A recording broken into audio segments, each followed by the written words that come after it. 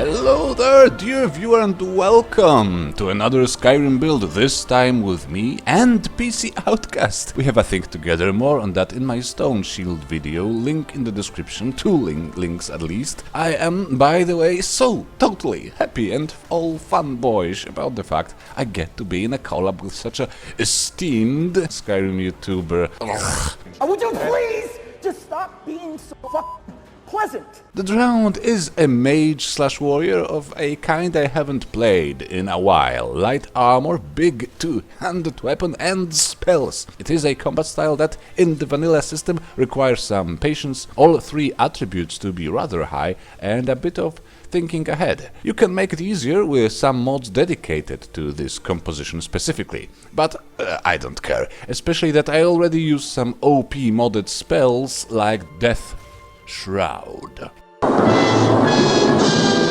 In the end, we will get a fast, agile, hard-hitting, magically enhanced Undead Warlord of Doom, absorbing, draining and stopping the regeneration of all the attributes of your enemies, benefiting exponentially from being surrounded, becoming effectively unbeatable in larger crowds of enemies as all their life energies are stolen and flow through him to enable infinite power attacks and infinite spellcasting. It is a beast in more than one way, as he also uses the Sacrosanct vampire mechanics to be able to come back to life and keep fighting after he is struck down once.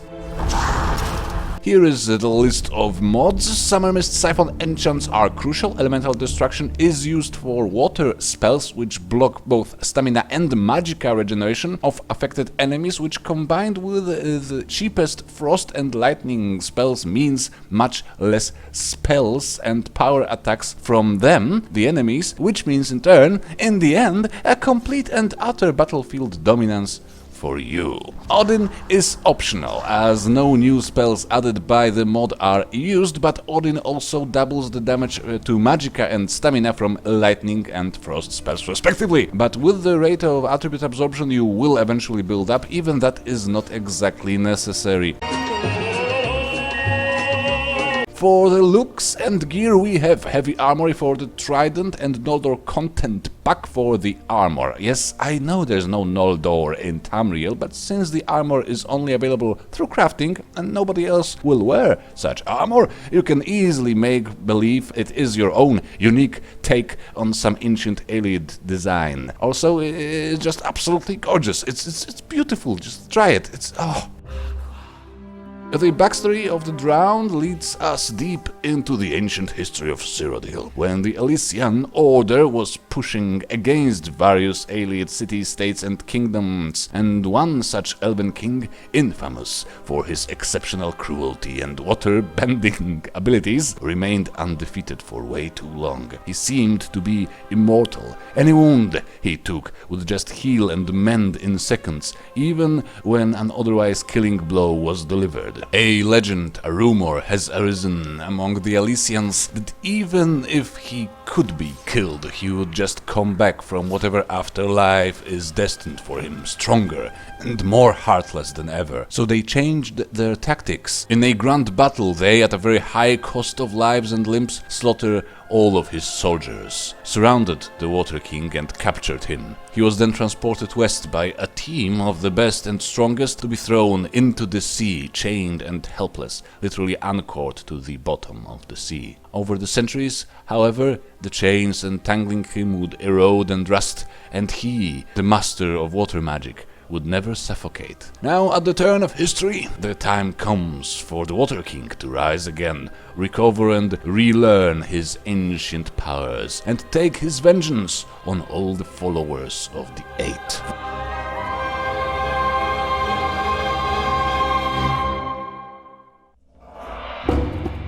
For the attribute spread, we have 1 point of magicka per 1 point of stamina per 10 of health.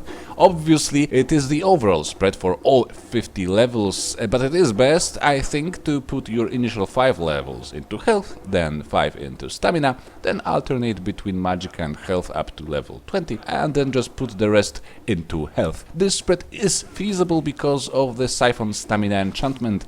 As soon as you get it, try to increase your enchanting skill. Take some perks there, make a decent Siphon Stamina item. It will allow for way more power attacks, and the more enemies around you, the better. Magicka needs little investment because we start as a high elf. Using Sacrosanct mod gives us another buff after we feed, and later in the game we will add the 100 magicka from the Ring of the Erudite. The standing stone is first the warrior, then after you obtain the ethereal crown you should add the mage stone. After your final set of items is all good to go, Atronach and Mage becomes the perfect combo. It gives us total of 40% effectiveness of spells from all schools. The main skills are two-handed light armor, block destruction, restoration, enchanting, smithing, and speech, and literally one perk in conjuration. That's, I know, a lot of skills, I know, but not that many perk points actually. This build is still complete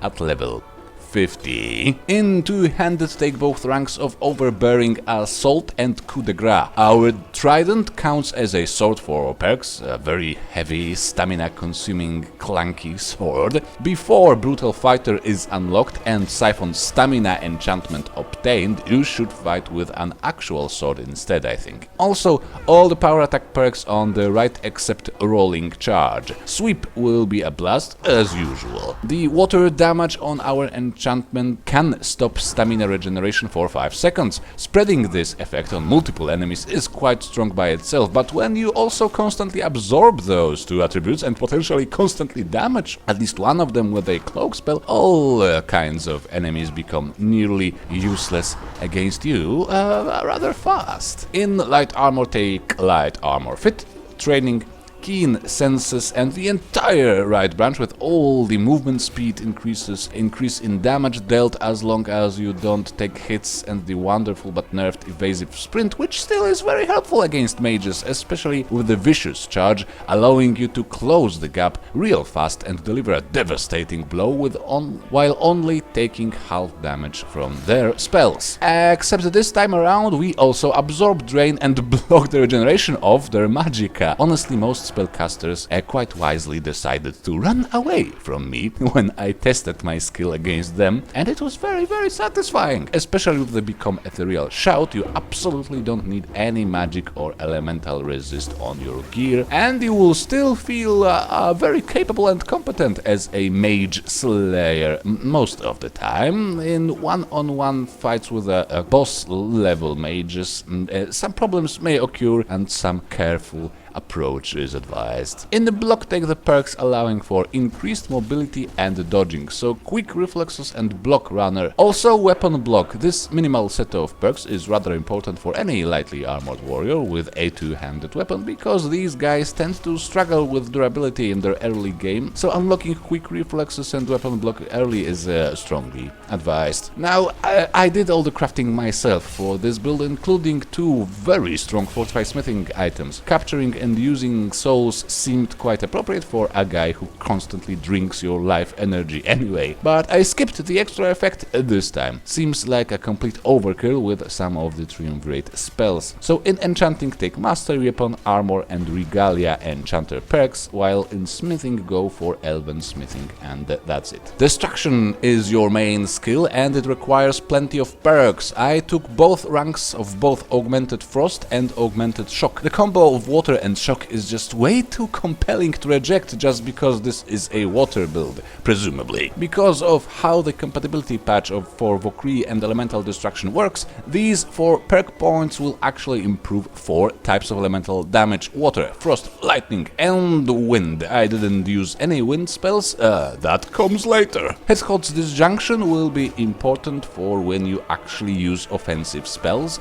instead of a weapon, allowing you to focus entirely on water spells, if you so choose, as they will all deal more damage. Especially that dual casting will increase the range of your rain cloak, applying weakness to enemies outside of your normal melee range. Granted, Odin does change that. Dual casting will increase damage instead of range of your cloaked spells, but it does not apply to elemental destruction cloak spells, so water, wind and the like. The increased damage on shock and frost cloaks can be absolutely devastating though when you plan to go full melee. So one of your combat stances, combat combos let's say, is for example using a frost cloak and rely on your water enchanted weapon to block the regeneration of stamina which you slowly destroy, deplete with your frost cloak and stamina absorption. It is a killer. In Restoration, your goal is to get Respite and Necromage. Respite matters most in the early game, but it may occasionally help even later, especially in harder one-on-one fights, when all your absorb attribute effects will heal you less. As you know, there is less things to absorb attributes from. Necromage restored to its former glory by Vokrii, even if you are using the unofficial patch, can improve a few of your enchantments and spells, but even without this particular side effect, it would be worth it just for the improvement of self-targeted healing spells. With both this and Respite, you won't need anything more than the Novice very basic healing spell, which saves you a lot of magicka. And as mentioned, we only need the Mastery perk in the Conjuration skill, mainly for a discount for the Tree Totem spell, and maybe Soul Trap. It's not the most important, these spells are rather cheap anyway, it's just that we may need many more expensive casts. Now, Tonal Harmony perk in Speech will also be useful, albeit mostly in the early game, because it will later get overshadowed by the never-ending attribute absorption. Nevertheless, a bit of a healing on Shouting is useful, especially when used with Become Ethereal Shout, because now you're healed and immune for a bit. And especially with the Eternal Spirit Parthurnax meditation, because now you heal all attributes a bit, become invulnerable, and keep healing for the duration of the shout, even in sunlight. That's just fantastic. Our weapon is a legendary quality elven trident of water damage, which should in the end reach about 80 points of damage, the enchantment itself I mean. So that's 100 with the weakness applied by the Rain Cloak spell with your Hot Disjunction perk. Then we need two beautiful OP unique quest rewards, the Ethereal Crown to keep 2 standing stone effects, and the Ring of the Erudite to never worry about magicka again. I think I already explained why this choice of effects is awesome, except for the fact that Siphon Magicka not only allows for more spellcasting, but also offsets the weakness of the Atronax stone, which will block your magicka regen when you are at full health.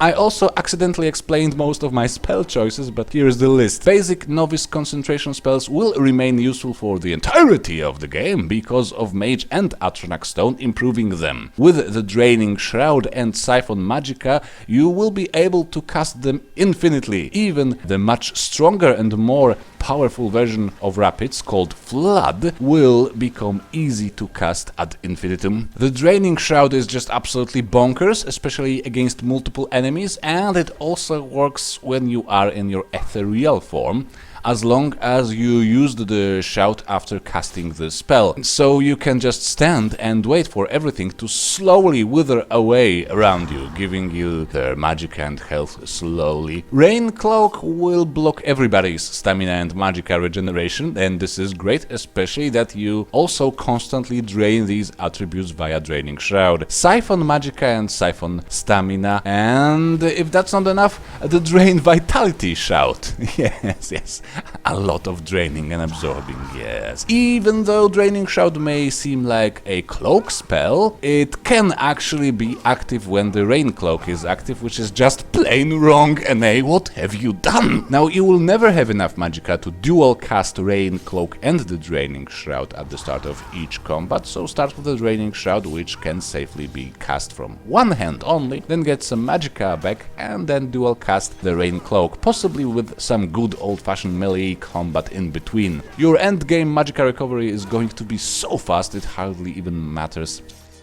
So with this build you get a fast-moving, hard-hitting, water-bending ancient enemy to take on an adventure. I don't know why such a vile entity would become a dragonborn. Maybe Akatosh got drunk, or maybe our guy here figured out how to steal the gift of the dragon blood sometime between now and the ancient past. Anyway, my narrative laziness aside, I hope you will have fun with this one. He actually turned out much better than I anticipated. Watch the PCOutcast's water build as well, link in the description, hopefully. Give us both a like, a sub, or a bit of love, or a bit of constructive criticism in the comments section, and we shall see each other again, my YouTube friends. Bye bye!